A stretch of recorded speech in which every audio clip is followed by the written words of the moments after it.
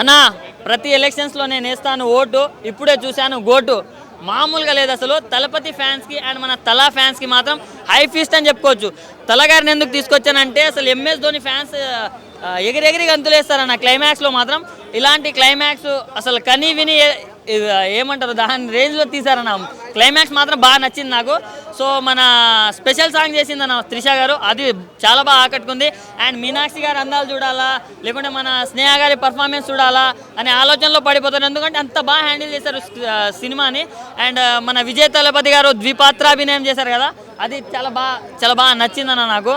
And ఒక తండ్రి పాలిట కొడుకే విలన్ అయిపోతే ఆ సిచ్యువేషన్స్ని ఎలా ఫేస్ చేయాలి, ఎలా ఫేస్ చేశాడనే దాని గురించి బాగా తీశారు. సో టెర్రరిజం గురించి దాని గురించి చాలా అంటే చాలా మంచి మెసేజ్ కూడా ఉంది. అండ్ చాలా ట్విస్ట్లు ఉన్నాయి. అరే ఇది జరుగుతుంది అని నెక్స్ట్ మనం చాలా గూస్ బంప్స్ వస్తాయి ఆ సీన్స్లో. సో చాలా బాగా అనిపించింది. ఫ్యామిలీతో చూస్తే ఇంకా బాగా అనిపిస్తుంది అన్న. Thank you.